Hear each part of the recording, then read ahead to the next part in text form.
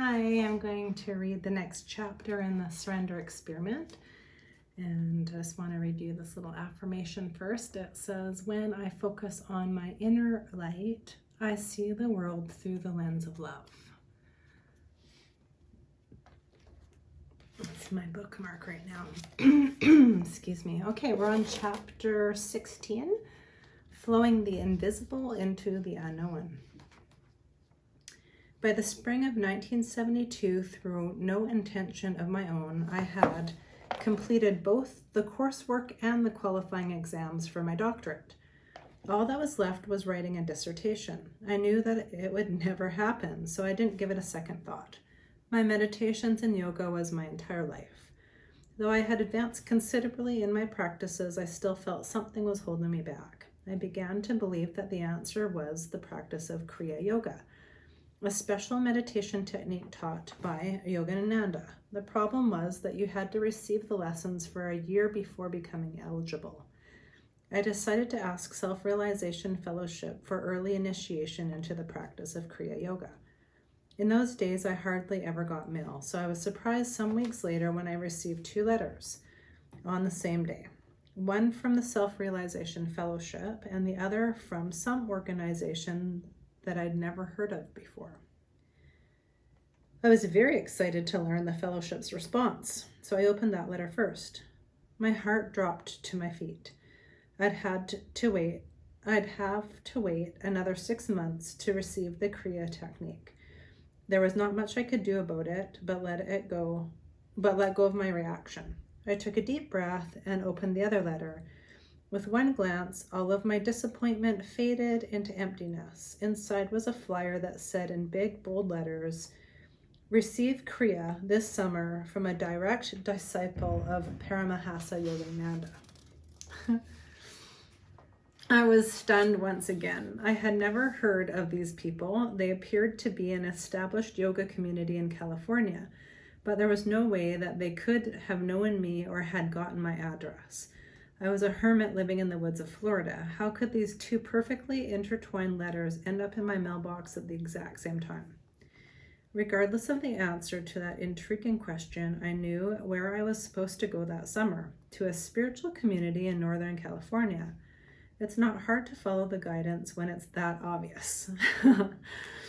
But my commitment to letting life be in charge from now on would face a few more challenges before I left for my adventure out west. A short time after the incident with the letters, Dr. Golfman contacted me to let me know that Alan Robertson was trying to reach me. I hadn't talked to Alan since we had both passed our exams. I got in touch with him and learned that they had completed the construction of the new Santa Fe Community College campus. And Alan was staffing up for the opening classes and wanted me to teach there, even if only on a part-time basis. I became very quiet. I had absolutely no interest in teaching at the Santa Fe Community College or any other institution. My only intention was to just keep increasing my spiritual practices until I could remain immersed in the beautiful places that I had discovered within. I tried to tell Alan this, but he didn't want to listen. Finally, he said, "I'm not asking you, I'm telling you." My mouth became dry as I uttered the words my heart did not want to say. "Yes, sir. I will teach there on a part-time basis. What do I need to do?" Surrender. What an amazingly powerful word. It often engenders the thought of weakness and cowardice. In my case, it required all the strength I had to be brave enough to follow the invisible into the unknown. And that is exactly what I was doing. It's not that surrender gave me clarity about where I was going. I had no idea where it would lead me. But surrender did give me clarity in one essential area. My personal preferences of like and dislike were not going to guide my life.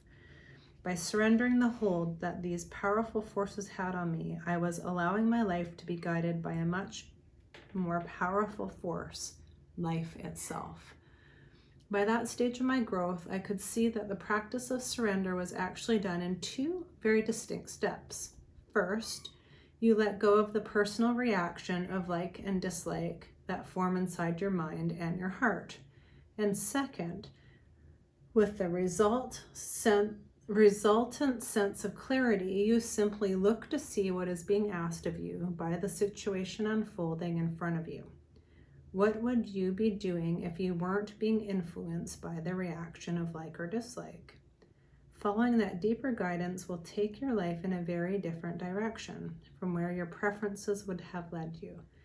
That is the clearest I can explain my surrender experiment, and it became the foundation of both my spiritual and my worldly life.